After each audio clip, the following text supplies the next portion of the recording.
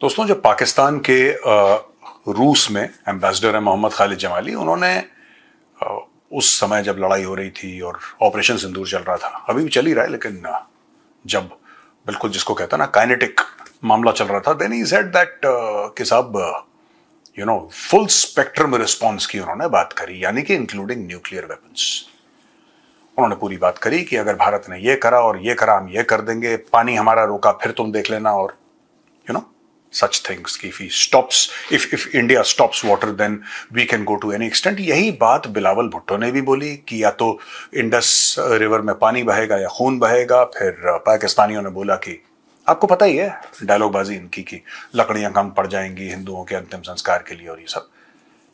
अचानक इन्होंने U turn नहीं, वी टर्न, एक तो यू टर्न होता है जो कि थोड़ा सा ग्रेजुअल होता है, एक वी टर्न होता है वेरी शार्प। पाकिस्तानी कौम ने वी टर्न लिया है, और इतना जबरदस्त वी टर्न लिया है कि जिन्होंने पहले के स्टेटमेंट्स पढ़े, भारत की बात कर रहा हूं, हम लोगों ने जब पहले पाकिस्तान के स्टेटमेंट्स पढ़े और आज की तारीख में उनके स्टेटमेंट्स पढ़ रहे हैं, तो ये लगता है कि जो अपने आप को शेर बता रहे थे वो बिल्ली कैसे निकल गए। हमें तो डे वन से पता था बिल्ली हैं, लेकिन ये तो अपने आप को शेर प्रोजेक्ट कर रहे थे कि हम ये कर देंगे, न्यूक्लियर बम मार देंगे और भारत की जमीन में दहाइयों तक कुछ नहीं उगेगा और बंजर जमीन हो जाएगी। और ये सारी की सारी बातें करने के बाद आज की तारीख में शहबाज शरीफ का स्टेटमेंट देखिए। Addressing students in Islamabad on July 13th 2025, कल शहबाज शरीफ कहता है कि there is no question of using nuclear weapons during the May escalation and declared Pakistan arsenal is for deterrence and stability. जो लोग कह रहे थे कि भारत की जमीन बंजर हो जाएगी, कहते हैं इसका सवाल ही नहीं उठता, सवाल ही नहीं उठता इसका कि हम लोग न्यूक्लियर वेपन्स इस्तेमाल कर लें। सवाल ही नहीं उठता, ये पाकिस्तानी कह रहे हैं, पाकिस्तान का प्रधानमंत्री कह रहा है। ये जमीन बंजर कर देंगे, हिंदुओं के लिए लकड़ियां कम पड़ जाएंगी, नदियों में खून बहेगा से लेकर सवाल ही नहीं उठता। ये सफर पाकिस्तान ने कब तय करा? क्या इसके पीछे ब्रह्मोस की कन्विंसिंग एबिलिटी थी कि ब्रह्मोस इतने गए, इतनी जगह घुसे और तबाही मचाई कि पाकिस्तान ने बोला कि नहीं यार। मैं आपको एक बात बताता हूं, पाकिस्तान ने एक बहुत बड़ा एक हथियार भारत के खिलाफ दोस्तों कई सालों से इस्तेमाल कर रहा है पाकिस्तान, कि अगर तुमने ये करा तो हम बम मार देंगे, अगर तुमने ऐसा बोला तो फिर न्यूक्लियर मिसाइल हम मार देंगे। यही चीज पाकिस्तान ने 1999 में करी थी जब कारगिल की लड़ाई हुई थी, और उस समय की सरकार ने बोला कि लाइन ऑफ कंट्रोल पार नहीं करेंगे, इस मामले को हमें एस्केलेट नहीं करना। जबकि हमें यह समझ लेना चाहिए था कि लाइन ऑफ कंट्रोल पार करके पाकिस्तान ने ऑलरेडी एस्केलेट कर दिया था, तो हम क्या नहीं एस्केलेट करते? अगर पाकिस्तान पार कर सकता है एलओसी, तो हम क्यों नहीं कर सकते? लेकिन हम लोगों ने बोला नहीं नहीं कोई बात नहीं। जब 26/11 हुआ, कम से कम कारगिल में एक सॉलिड रिस्पॉन्स तो था, एक बड़ा सॉलिड रिस्पॉन्स था इंडिया का। 26/11 में हम लोगों ने बोला नहीं, उनके पास न्यूक्लियर वेपन्स है। तो ये जो न्यूक्लियर वेपन्स की जो बोगी है कि हम एटम बम मार देंगे, भारत के पॉलिसी मेकर्स को हर समय यह लगता था कि यार पता नहीं कुछ ना कुछ तो करेंगे ही ये लोग बड़ा सॉलिड।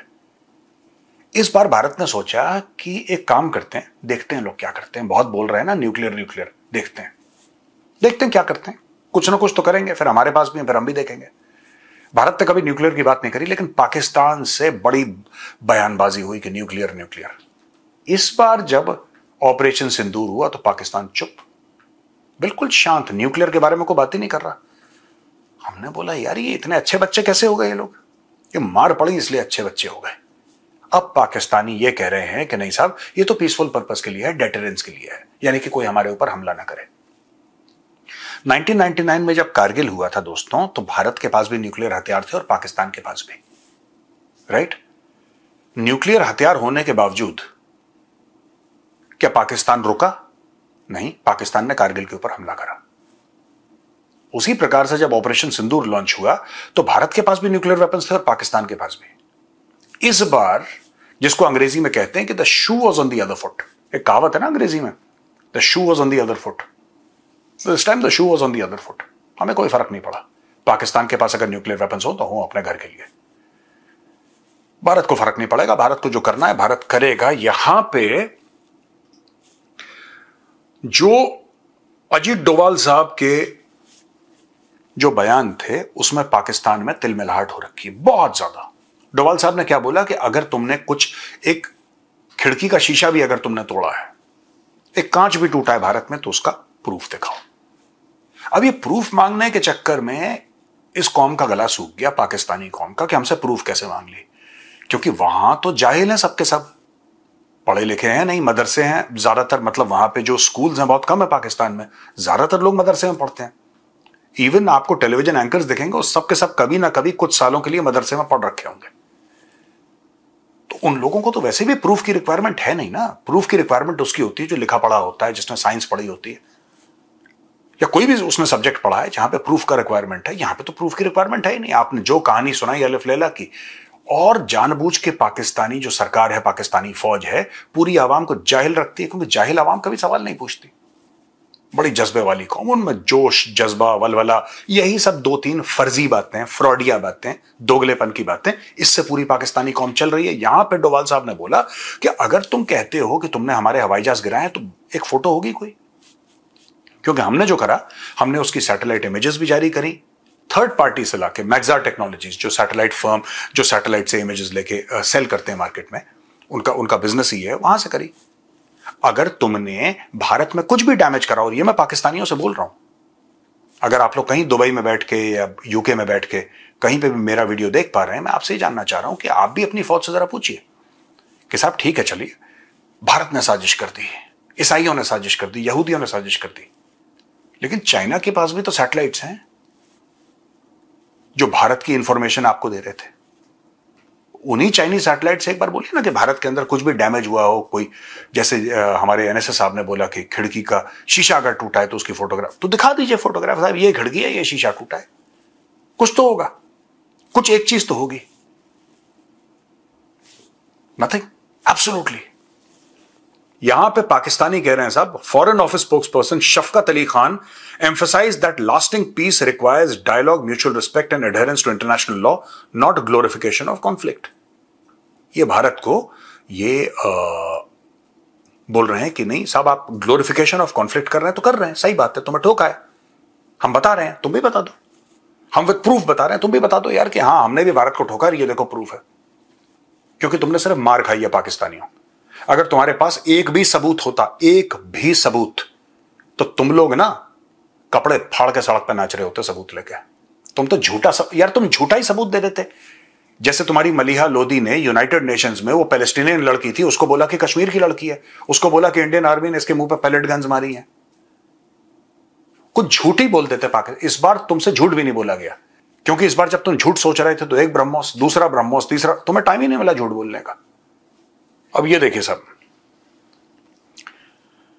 अब पाकिस्तान ये कह रहा है कि नहीं साहब, हमें भारत से बातचीत करनी है। ये वो कौम है, पाकिस्तानी कौम, ये वो लाहौरी हैं जो अभी तक ये कह रहे थे कि साहब मतलब कि हमने इंडिया को बहुत नुकसान पहुंचा दिया। यहां तक पाकिस्तानियों ने कहा टेलीविजन पे बैठ के कि $1 ट्रिलियन का नुकसान पहुंच गया भारत को। 1 खरब, अरब नहीं, ट्रिलियन, नॉट बिलियन। कुछ कह रहे हैं 150 बिलियन, कुछ कह रहे हैं 200 बिलियन। जितना मुंह उतनी बातें। जो अपनी मुहिबुल वतनी को प्रूव करना चाहता है उतना बड़ा नुकसान भारत को कर देता है। कोई 10 रफेल गिरा रहा है, कोई 6 गिरा रहा है, कोई 5 गिरा रहा है, कोई 3 गिरा रहा है। जो सबूत मांग रहा है रफेल गिरने का वो गद्दार है। और यहां पर दोस्तों, जो ऑपरेशन बम लॉन्च करा था, वहां पे क्या हुआ है, ऑपरेशन बम की वजह से पाकिस्तान में हलचल मच रही है बहुत ज्यादा। Qazi Rehan, information secretary of the Baloch national movement, boldly declared that Balochistan will never be a part of Pakistan. और बोला है कि साहब, ऑपरेशन बम के तहत 17 coordinated armed strikes targeting Pakistani army positions in districts like Panjgur, Surab, Kech and खरान, ये इन्होंने करा है। और बोला है कि ये मिलिट्री एस्केलेशन है और हम मिलिट्री एस्केलेशन दोबारा पाकिस्तान के साथ करेंगे। और उन्होंने international recognition of the Baloch cause के लिए लोगों को अर्ज करा है। दोस्तों, ऐसा है, पाकिस्तान के जो प्रधानमंत्री शहबाज शरीफ, वो फिर बात कर रहे हैं कि नहीं, इंक्लूडिंग द कश्मीर डिस्प्यूट। देखो सुनो, ये कश्मीर वश्मीर का ये जो गाना है, ये दुनिया भर को मत सुनाया करो, क्योंकि दुनिया को इसमें कोई इंटरेस्ट नहीं है। मैं शहबाज शरीफ से डायरेक्टली बात कर रहा हूं कि देखो, तुम जितने भी बकवास करो, क्योंकि तुमने सबसे पैसे मांग रखे हैं। अब जो भी कश्मीर का नाम भी लेता है इस उम्मीद में कि यार अगर वो कश्मीर का नाम ले लेगा तुम उसके भीख मांगे हुए पैसे वापस कर दोगे या लोन पे लिए हुए पैसे वापस कर दोगे। इसके अलावा किसी को 2 रुपए का इंटरेस्ट नहीं है कश्मीर इश्यू में, 2 रुपए का इंटरेस्ट नहीं है किसी को भी। जो भी कश्मीर कश्मीर नाम लेते हैं वो इसीलिए लेते हैं कि उनका कुछ जियोपॉलिटिकल फायदा हो जाए, वरना किसी को कोई इंटरेस्ट नहीं है। और मैं ये जो कहते हैं ना इंक्लूडिंग कश्मीर इश्यू, किसको सुना रहे हो, किसको सुना रहे हो? अभी रोटेशन में मेंबर्स बनते हैं यूनाइटेड नेशंस सिक्योरिटी काउंसिल के, तो 5 परमानेंट मेंबर है ना, उसके अलावा रोटेशन में बनते हैं। इस बार पाकिस्तान, तो पाकिस्तान खूब कह रहा है कि हम इस मंच का इस्तेमाल करेंगे, स्टेज का इस्तेमाल करेंगे और हम कश्मीर का जो मुद्दा है उसको उजागर करेंगे। कर लो, कर लो। अभी तक तुम करते चले आए थे। तुम एक बात बताओ कि 78 साल में तुमने 1 इंच जमीन, जब सीज फायर लाइन बन चुकी थी उसके बाद, फ्रॉम 1948 ऑनवर्ड्स, तुम अगर 1 इंच जमीन ले पाए हो तो बता दो कि हां साहब हम 1 इंच जमीन ले पाए हैं और ये है वो इंच। हमें कुछ बताओ। इनफैक्ट तुम्हारे 12,000 स्क्वायर किलोमीटर हमने 1971 में ले लिए थे सिंध में, जो कि हमने तुम्हें वापस कर दिए। मालिक जो है भिखारी को भीख दे देता है, हमने वापस कर दिया सिंध का। जाओ ऐश करो, भिखारियों ऐश करो, ये हमारा स्टाइल है। अब तुम बताओ तुम ऐसा क्या कर लोगे कश्मीर को लेकर जो तुम 78 साल से नहीं कर पाए। मैं ये जानना चाहता हूं पाकिस्तानियों से, जो तुम आज तक नहीं कर पाए तुम नया क्या करोगे। और मैं एक और चीज बताऊं, मैं गवर्नमेंट ऑफ इंडिया से एक रिक्वेस्ट करना चाहता हूं यहां पे। सर ये ऑपरेशन सिंदूर ना,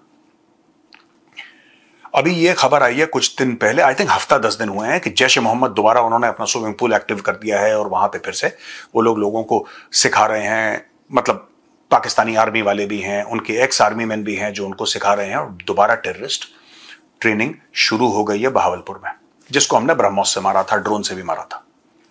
मैं रिक्वेस्ट करूंगा गवर्नमेंट ऑफ इंडिया से कि आप लोग ना इंतजार मत करिए कि फिर से पाकिस्तान कोई टेरर अटैक करे फिर हम जवाब दें। आप एक प्रीएम्प्टिव स्ट्राइक मार दीजिए। मैं आपको बता रहा हूं, एक प्रीएम्प्टिव स्ट्राइक होनी चाहिए on terror camps in Pakistan. And if the Pakistani army comes in between, just too bad for them, just too bad for them. आप एक काम करिए, आपको पता है, आपने प्रूफ पूरे आपने टेलीविजन स्क्रीन पे, हमने भारत में पूरी प्रूफ देखी है कि जैश ए मोहम्मद दोबारा रीग्रुप कर रहा है लश्कर ए तैयबा। तो हम किस चीज का इंतजार कर रहे हैं कि दोबारा कोई अटैक करे फिर हम जवाबी कार्रवाई करें? नहीं, अगर आपको पता है ठोक दीजिए वहां पे, प्रीएम्प्टिव स्ट्राइक मारिए वहां पे, कहानी खत्म। प्रीएम्प्टिव स्ट्राइक मारिए। अगर पाकिस्तान जवाबी कार्रवाई करने की कोशिश करता है, sink one of their, Pakistan navy के जो भी उनकी छोटी छोटी फिशिंग बोट्स टाइप की तो उनकी हैं, कुछ ना के बराबर उनकी नेवी है, 1-2 बोट्स उनकी सिंक कर दीजिए। अगर ट्रंप बीच में आ जाता है सीज फायर, तो सीज फायर, कोई बात नहीं, मान लीजिए ट्रंप की बात सीज फायर। पर इस बार वेट मत करिए। पिछली बार हमने गलती कर दी 15 दिन वेट करके कि हम प्लान कर रहे हैं, ये वो मीटिंग चल रही, कुछ नहीं। आपको पता लगा पाकिस्तान का, मारो वहां पे, ब्रह्मोस कहानी खत्म। ट्रंप चाहता है कि आप पाकिस्तान को मारिए। मैं आपको बताता हूं, मैं इंडियन गवर्नमेंट से एक बात कहना चाहता हूं कि ट्रंप चाहता है कि आप पाकिस्तान को मारिए, क्योंकि जंग होगी तभी तो सीज फायर होगा, तभी उस बेचारे को, गरीब को नोबेल प्राइज मिलेगा। इसलिए मैं कह रहा हूं कि आप ठोक दीजिए एक बार पाकिस्तान को मन बना के। अगर आपको लगता है बहावलपुर में कर रहा है ट्रेनिंग, तो 2-4 ब्रह्मोस मार दीजिए वहां पे। क्या पाकिस्तान जवाबी कार्रवाई करेगा? 110% करेगा जवाबी कार्रवाई, 110। फिर से आप एस्केलेट करिए, लेकिन ये एस्केलेशन 48 घंटे के अंदर हो जाना चाहिए जबरदस्त। फिर ट्रंप बीच में आएगा, नहीं क्यों लड़ रहे हो, सीज फायर कह, ठीक है, आपने बोल दिया सीज फायर, वेरी गुड। आप भी चिट्ठी दे दीजिए कि हम भी ट्रंप को नॉमिनेट कर रहे हैं नोबेल पीस प्राइज के लिए। फिर से पाकिस्तान को हरकत कर रहा है, अगर आपको पता लग गया कि ये अटैक करने वाले हैं, अब फिर से प्रीएम्प्टिव मारो, प्रीएम्प्टिव मारते रहो इनको, मारते रहो जब तक ये सुनना पड़ जाए पूरा 25 करोड़ का मुल्क, तब जाके भारत में शांति हो जाएगी।